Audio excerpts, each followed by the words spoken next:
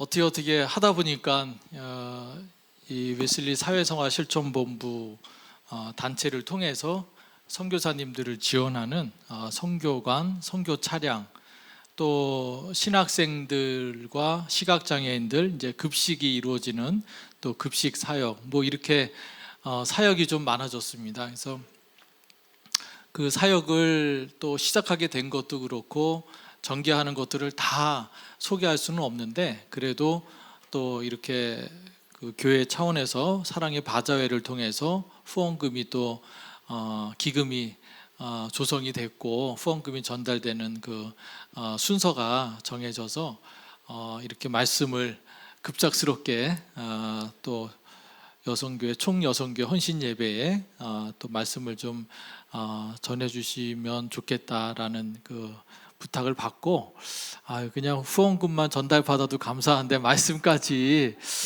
그래서 저는 그래도 사역을 좀 이제 소개할 수 있는 시간이 주어지니까 더 감사하고 오늘 뭐 총여성교회 그 찬양처럼 특별 찬양처럼 참 감사가 넘쳐납니다. 예, 추수감사절 또 맞이하고 또 이렇게 저희가 원래 예정돼 있는 일정이 송산중앙교회에 저는 이 화성 이쪽 송산인 줄 알고 거기서 추수감사절 또 강단에 헌물 드려진 것들을 저희가 선교관을 그 목사님이 목회하는 교회에 계실 때 지금은 이제 송산으로 옮겨가셨는데 늘 후원을 해주셨어요. 그래서 저희가 오늘 추수감사절 지키면서 그 이제 그 받아오는 인사드리고 헌물을 또 받아오는 쌀하고 과일하고 뭐 각종 재단에 바쳐진 것들을 그래서 수원 이렇게 오기가 좋겠다 했는데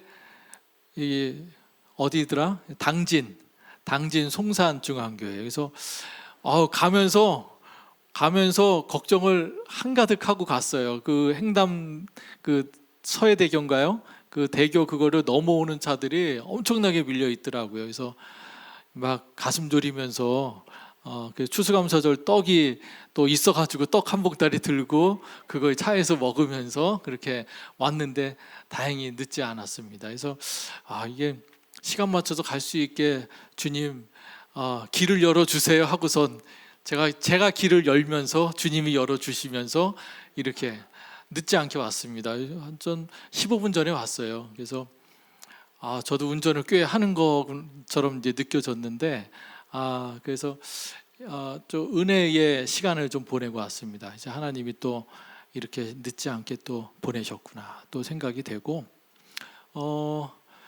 장기 기증 서약을 이제 하면서 여러 이제 교회들 뭐 지방 방문할 때 또 이제 조원교회도 제가 방문해서 돌아가신 서정달 목사님도 인사드린 기억이 있고 그런 인연들이 또 우리 신선희 권사님, 박대웅 장로님 통해서 또 선교관으로 또 제공되는 그런 또 기회가 마련이 되고 또 조원교회에서 또 이렇게 후원이 돼서 든든한 또 사역이 되는 또 이런 과정 속에 제가 사역을 하고 있습니다. 저는 이제 기관 사역을 통해 장기 이식 관련된 장기 기증 운동을 하다 보니까 부득이 이제 선교지도 방문하고 또 미국도 방문해서 사역을 하게 됐습니다. 그래서 미국을 이제 다니면서 사역을 하는 거는 이제 국내에서 이 수급이 안 될 때 각막이라든지 뭐 여러 조건들 그래서 백혈병 소아암 환자들을 위한 골수 이식 같은 거 여러 사안들이 있는데 그런 문제들을 이제 풀기 위해서 미국에서 미국 법인하고 협력도 하고 협약도 맺고 그래서 지금은 시각장애인에게 각막 이식을 진행하는 그 각막 이식 수술비를 저희가 지원하는데 각막이 구해지질 않아서 미국인이 기증한 각막을 미국에서 수입해 와요. 그래서 수입 비용을 부담하고 또 수술비를 지원하고 이제 그런 일을 전개하다 보니까 당연히 제가 미국에서 신세를 지게 되는 거예요.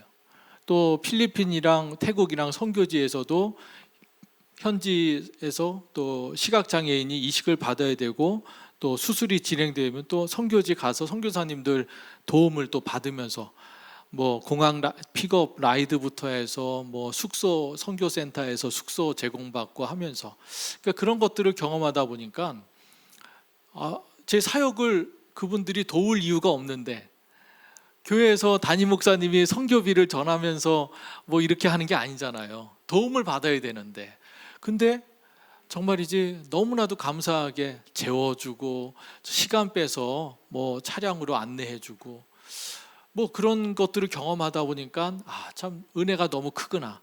이 빚을 어떻게 갚을까? 그 고민을 하면서 한국으로 들어왔는데 처음에는 저희가 선교사님 들어오시고 목사님 해외 미국에서 오시면은 식사라도 제공하겠습니다. 식사라도 함께 하시죠.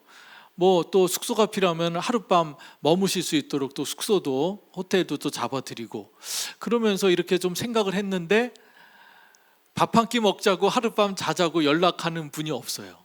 예. 그 일정이 바쁘니까 다들. 저는 좀 섭섭한 마음도 있고 어떻게 빚을 졌는데 은혜를 좀 갚을 길이 없는 거예요.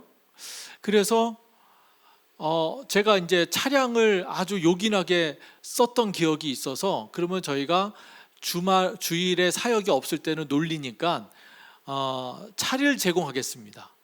그랬더니 승합차니까 가족들이 와가지고 쓸 수 있으니까 너무 좋아하더라고요. 승합차는 또 렌트하기가 또 비싸니까. 그래서 그때서야 연락이 오는 거예요. 차를 쓰려고. 이것도 하나의 방법이구나. 그래서 차를 이제 승합차로 이렇게 하다가 또 이제 승용차를 하나 또 이제 제공하면서 또 승용차도 또 내드리고 그랬더니 줄을 서는 거예요. 쓰려고. 그러니까 그 승합차 한 대, 승용차 한 대 가지고 안 되는 거예요. 그래서 한 대, 두 대 이렇게 하다 보니까 저희가 30대까지 선교사님들 제공하는 차량이 30대까지 늘어났어요. 근데 지금은 이제 중고차다 보니까 뭐 폐차하려고 하는 차 뭐 폐차비 물고 우리가 수리 점검해서 선교사님 쓰시라고 굴러가면 되는데 조금 굴러가다가 쓰면 안 되잖아요. 그래서 이제 조금 더 점검하고 보완해서 차량을 쓸 수 있게 또 하이패스도 달아드리고 그렇게 해서 하는데 부득이하게 이제 저희가 가져온 차가 더 이상 끌 수 없는 상황이 돼서 또 폐차도 하고 해서 지금은 25대를 선교사님들에게 차량을 제공하고 있어요. 놀라지 않으시죠? 차가 차 25대. 그 관리도 힘든데 어쨌거나 뭐 성수기 때는 뭐 기다렸다가 차가 나오면 쓰겠다고 차 나올 때까지 기다렸다가 차를 쓰시는 경우도 있고 그럴 때는 정말 제 차라도 좀 드리고 싶은 마음인데 그렇다고 저희가 또 차를 또 무한정 늘리면은 관리가 안 되니까 겨울에는 또 한 12대, 13대까지 또 세워놔요. 비수기 때는. 그걸 또 어떻게 또 감당해요. 그래서 저희가 적정선에서 급한 대로 일정을 조정해서 내어드리고 그리고 차량은 그렇게 해서 시작이 돼서 왔는데 선교가는 저희가 소아암 환아들을 지방에서 올라와서 치료를 받고 항암 치료 받는 그 가족들을 소개를 받았어요.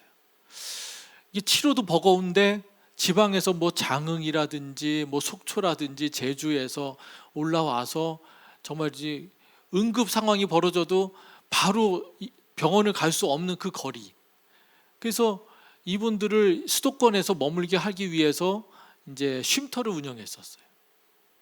그 쉼터를 운영했던 게 5년을 운영하면서 저희가 좀 병원에서 매입한 빌라를 그렇게 쉼터를 운영했는데 그게 헐리기까지 없어지기까지 5년을 운영하고 저희가 그 사역은 접었는데 그 머물던 자녀와 아이와 그 가족이 뿔뿔이 또 이제 흩어진 거예요. 어딘가로 저희가 더 이상은 그분들을 책임질 수 없으니까 그래서 그분들이 저희가 책임지지 못하는 상황에서 다른 곳을 찾아서 이제 가시고 그러고선 시간이 흘렀는데 한 5년 6년 시간이 흘렀는데 2017년도에 저희가 당산역 앞에 있는 선교관을 건물을 지은 10층짜리 오피스텔을 지은 그 건물주인한테 영화감리교회 권사님인데 그 감신 신학을 졸업하고 목회를 안 하고 건축업에 뛰어들어서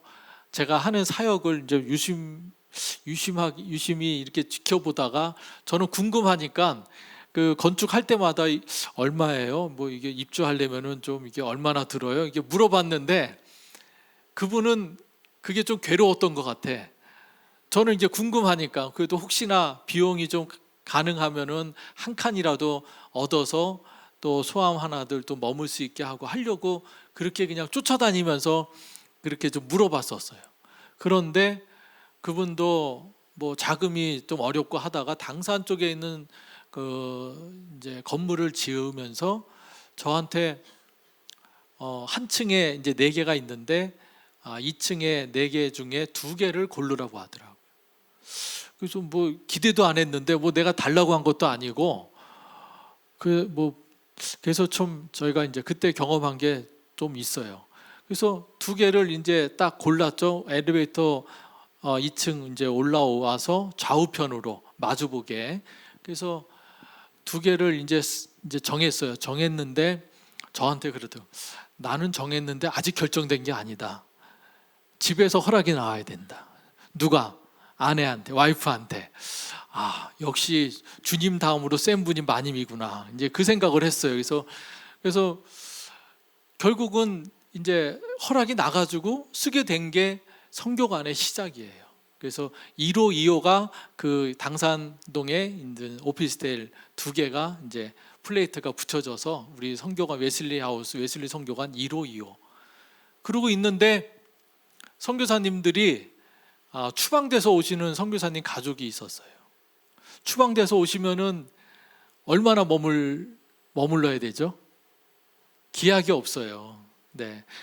저희가 그 2개를 운영하면서 최대한 한 달 정도면은 많이 머무시는구나 생각하고 그렇게 예상하고 신청을 받았는데 중구에서 추방된 선교사님, 감리교 선교사님 가족이 머무는데 나가라고 할 수가 없잖아요. 또 한 달 뒤에는 또 예약되신 분이 들어와야 되니까.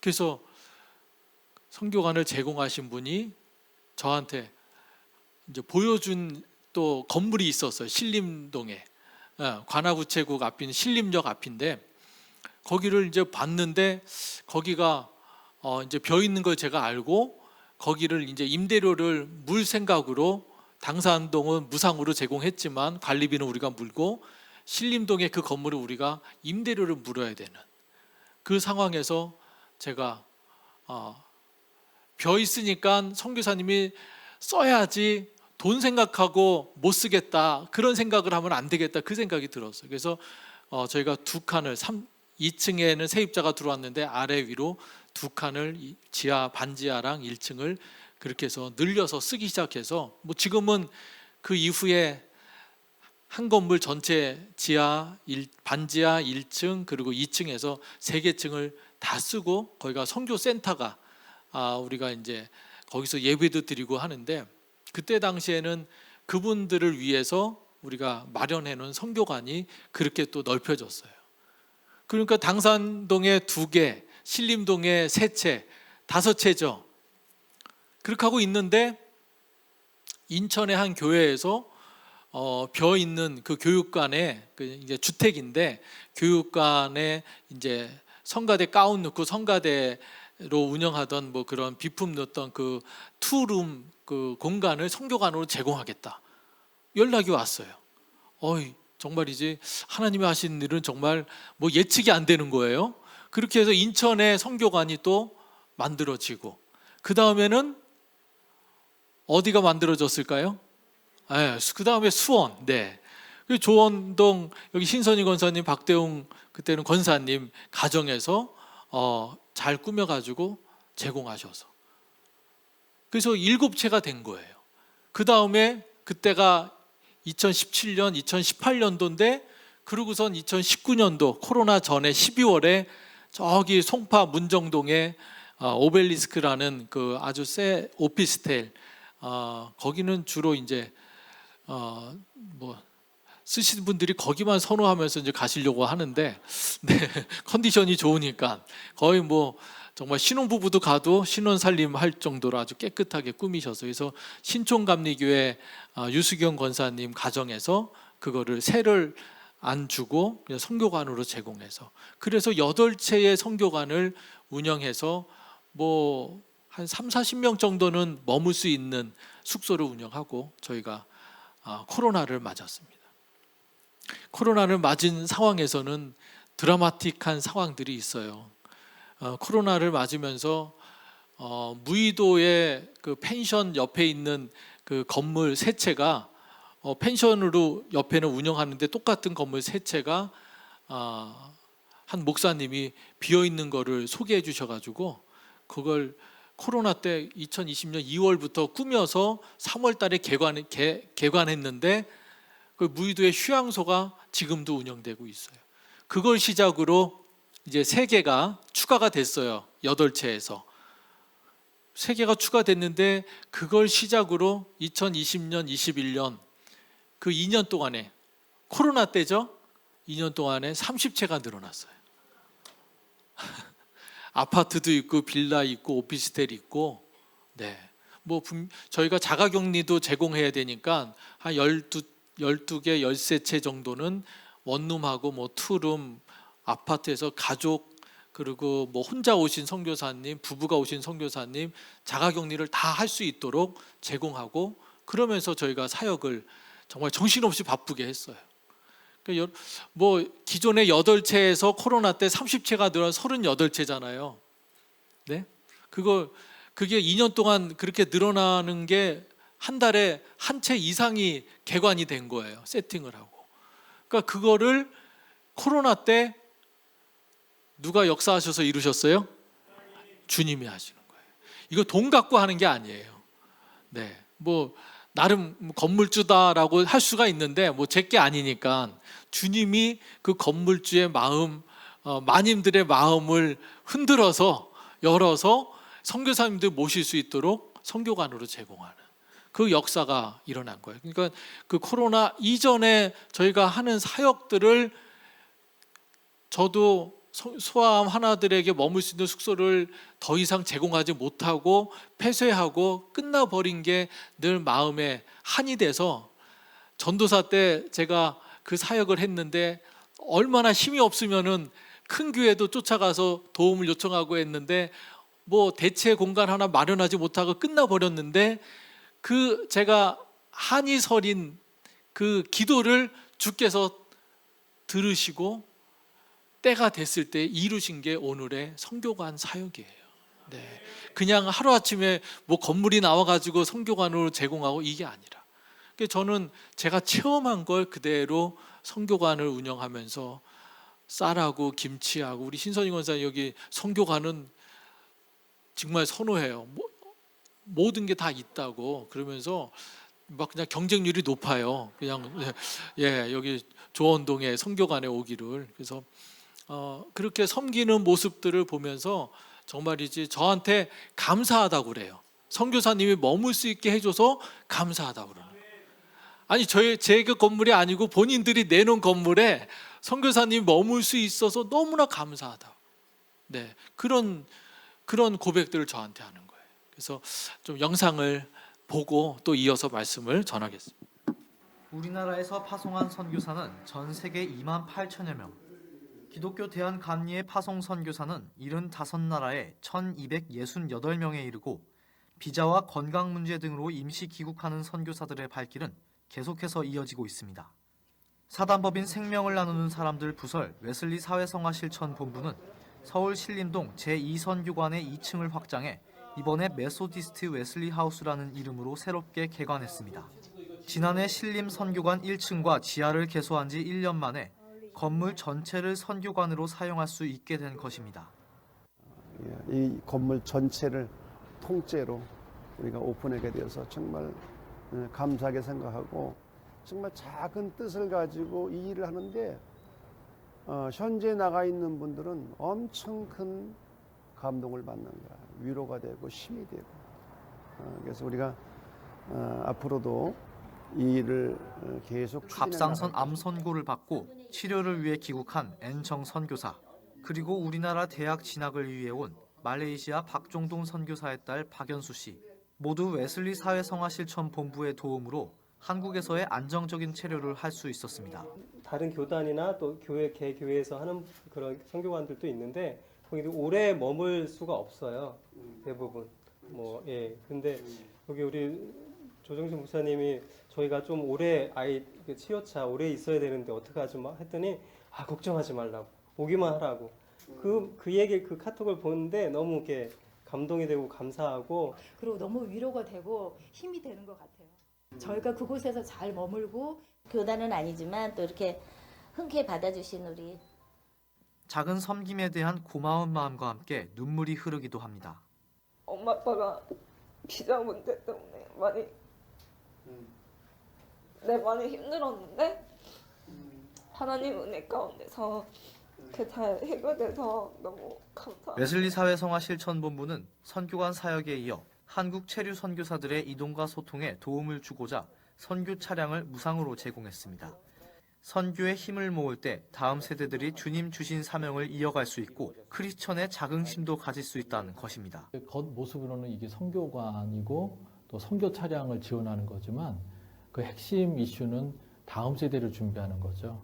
그래서 이 교회도 다음 세대가 탄탄하게 준비되어 있어야지만 또 부흥을 이어갈 수 있듯이 선교사님들의 자녀 또 선교지의 그 다음 세대로 이어가는 그 과정들을 저희가 이 선교관과 선교 차량을 지원함으로써 원활하게 소통을 하고 흘러가도록 하는 그런 전략으로 우리가 이걸 교회와 함께 이 사역을 전개하고 있습니다. 섬김의 범위를 조금씩 넓혀가며 선교사들과 어려운 이들을 돕고 있는 웨슬리 사회성화실천본부. 이들의 섬김이 앞으로 한국교회의 미래에 밝은 빛을 비춰주길 기대해봅니다.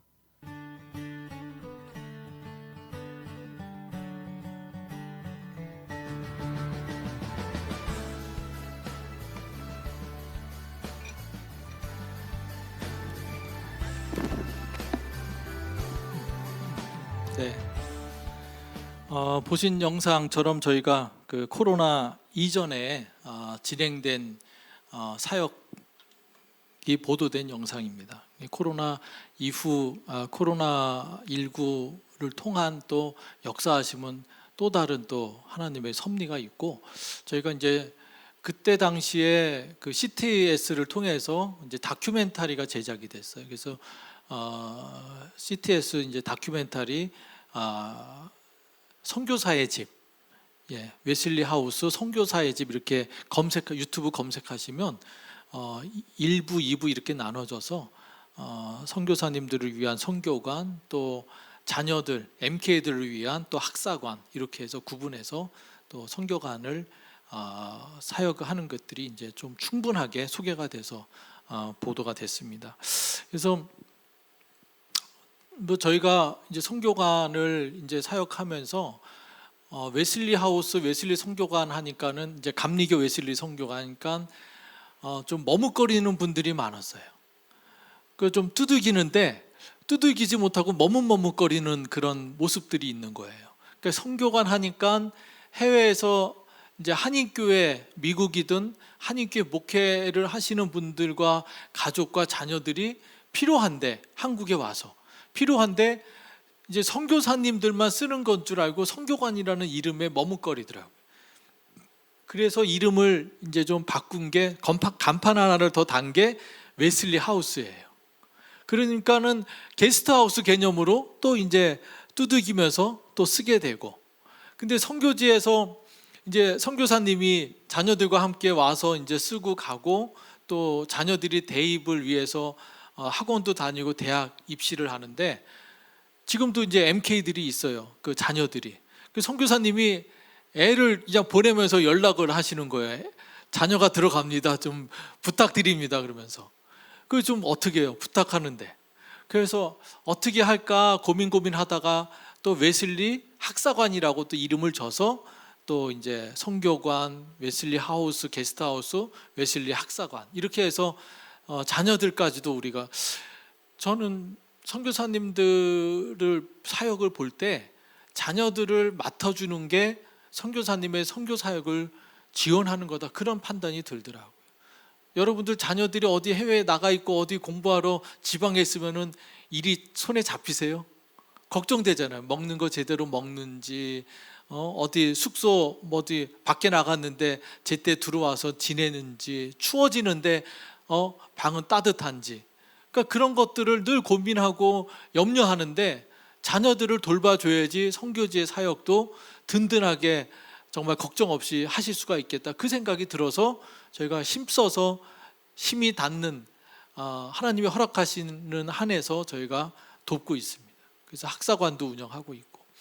근데 이제 타교단, 이제 감리교 선교사님이야 뭐 그냥 의뢰의 우리 웨슬리 선교관 웨슬리 하우스니까는 그냥 편하게 오는데, 타교단 선교사님 그리고 또 교단 파송이 아니라 선교단체 파송 선교사님들은 진짜 머뭇거리는 거예요. 두들기질 못하는 거예요.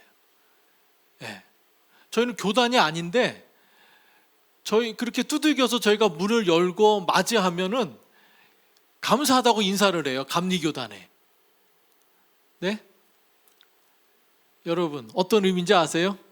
아니 저희가 맞이하고 저희가 안내하고 이렇게 머무시게 했는데 우리 신선희 권사님 여기 선교관도 감리교단에 감사하다는 게 이상하지 않으세요?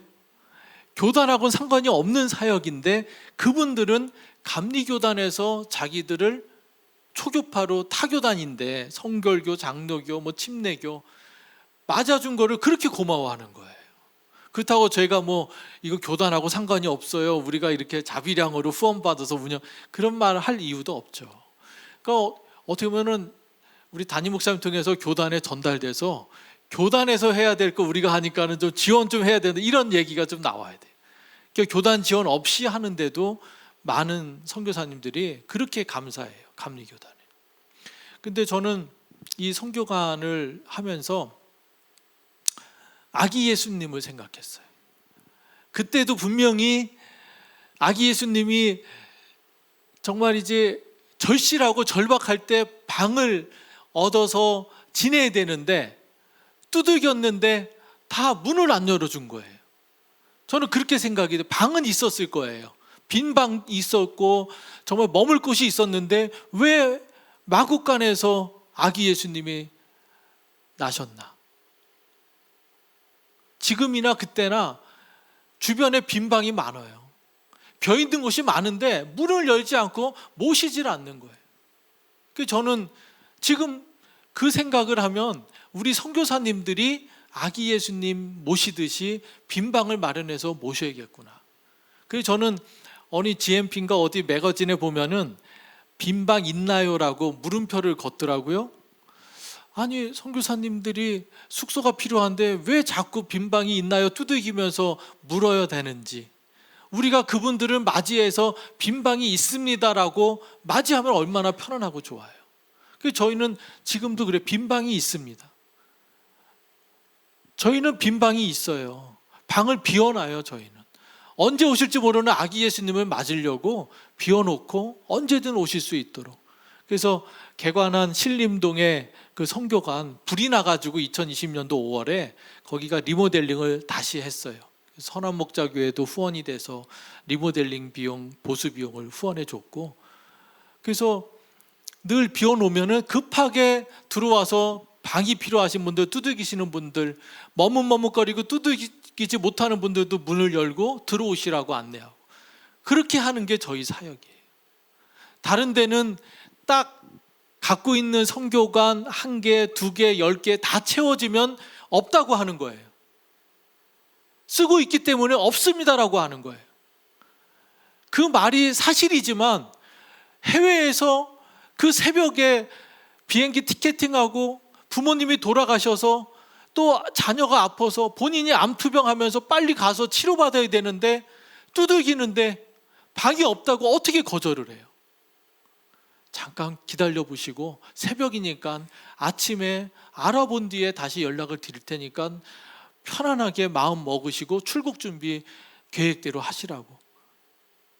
정 안 되면은 방이라도 계약해서 단기라도 만들어서 머물게 하는 게 저희가 해야 될 일 아닌가요? 선교지에서 그렇게 고생하고 갑작스러운 상황을 맞이했는데 저희가 하는 일은 그렇게 하는 거예요. 위기 상황에 대한 대처를 해야 되고 긴급 상황에 대한 대처를 하는 게 저희가 하는 사역이에요. 방배정, 숙소를 제공하고 차를 빌려드리고 렌트카 사업하고 숙박업이 아니에요. 하나님 나라의 사역을 감당하는 저들이 한국에 왔을 때 머물러야 될 방 한 칸이 없어서 그렇게 전전하고 소파에서 자고 사무실에서 자고 이런 상황들이 현실인 거예요.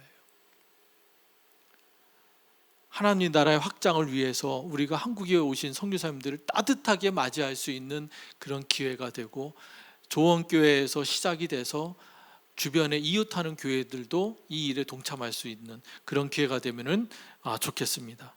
오늘 말씀 거창하게 장황하게 할 수가 없어요. 이 사역이 더 중요하고 해서 또 이렇게 설명을 드렸고, 오늘 말씀 보면은 예수께서 13절에 예수께서 들으시고 배를 타고 떠나사 따로 빈들에 가시니, 빈들, 저는 코로나19와 지금의 상황, 우리 모두가 빈들에 내몰린 상황이었다고 생각이 돼요.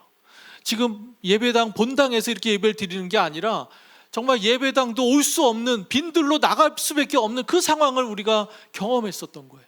빈들에 나가서 주님 말씀에 의지하고 기적을 체험해야 되는 거죠. 예수께서 나오사 큰 무리를 보시고 불쌍히 여기셨다고 그랬어요. 긍휼히 여기는 마음이 있어야 되는 거예요. 사람들이 모였네, 그냥 대수롭지 않게 여기는 게 아니라 두들기는 선교사님 두들겼을 때 그 절실함과 절박함이 어떤 심경인지를 내가 경험했던 걸 통해서 헤아려야 되는 거예요. 나를 불쌍히 여기시고 긍휼히 여기신 주님의 마음을 생각해야 된다는 거예요. 주님은 그 무리를 보시고 불쌍히 여기셨다 그랬어요. 그리고 저녁이 되매 제자들이 나와 이르되 이곳은 빈들이요 때도 이미 저물었으니 무리를 보내어서 마을에 들어가 먹을 것을 사 먹게 하소서.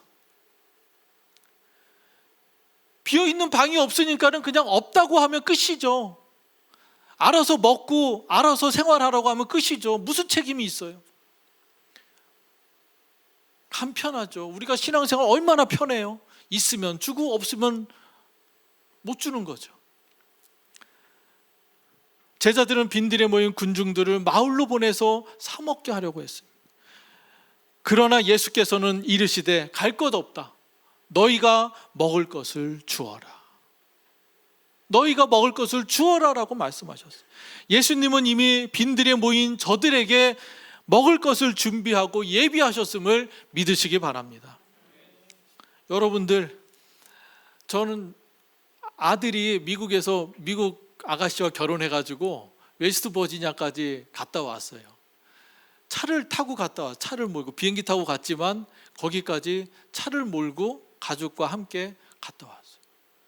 그 차가 어떻게, 제가 렌트한 게 아니라 저희 선교관에 머물 계신 그 피지 선교사님의 딸과 사위가 저희 선교관에 머물면서 저희 차량을 제공해서 쓰는데 뉴저지에 차가 있다는 거예요.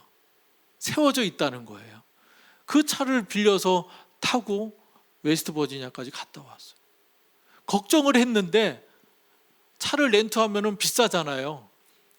비용 안 들이고 이제 서로 바꿨어요. 저희가 차를 제공할 테니까 저희도 그 차를 쓸 수 있게 해달라고. 그래서 편하게. 근데 예비하심이 큰 거예요.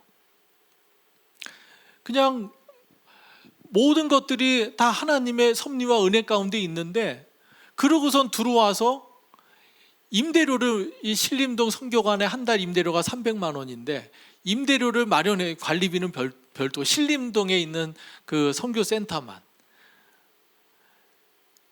300만 원이 없는 거예요. 마련이 안 되는 거예요. 그러고선 밀려 있어요. 지금도 아직 못 냈어요. 조원교회에서 바자회 후원금이 있어서 목사님을 통해서 제가 한국에 오자마자 임대료를 못 내고 있는데 바로 전화가 와서 그 임대료를 받게 된 거예요. 빈들에 내 몰렸는데 주님은 긍휼히 여기시고 예비하시고 준비하셨구나. 그걸 체험하게 된 거예요. 무리를 명하여 잔디 위에 앉히시고 떡 5개와 물고기 2마리를 가지사 하늘을 우러러 축사하시고 떡을 떼어 제자들에게 주심에 제자들이 무리에게 주니 다 배불리 먹고 남은 조각, 여자와 어린이를 빼고 남은 조각 12바구니에 가득 차게. 이게 주님이 베푸신 기적인 거예요. 저는 이 기적을 체험하는 거예요. 어떻게 체험했냐면 분명히 주님이 베푸신 기적이 우리가 알잖아요. 믿잖아요. 믿으시죠? 네. 5,000명을 먹이고 여자와 아이를 제외하고 12광줄이나 더 거둔 거예요. 그러면 먹이신 게 누구예요? 제가 먹였어요? 여러분이 먹였어요? 주님이 먹이신 거잖아요. 먹이시는 건 주님이고 걷어서 남은 12광주리가 있구나라는 걸 체험한 거예요. 그 12광주리가 오늘날 지금 이 자리에까지 남아서 흘려보내고 베풀고 나눈 기적이 체험되는 시대인 것을 믿으시기 바랍니다. 여러분 믿으시기 바라요. 그거 성경 말씀에 기록되어 있는 말씀으로 치부하지 마세요. 주님은 배불리 먹이고도 12광주리가 남겨서 그 남겨진 12광주리가 지금까지 흘러와서 많은 사람들에게 흘려보내고 나누고 굶주린 사람들을 먹게 하고 그 기적을 베푸신 것, 저와 여러분의 삶 가운데 기적이 베풀어지기를 주의 이름으로 간절히 축원합니다.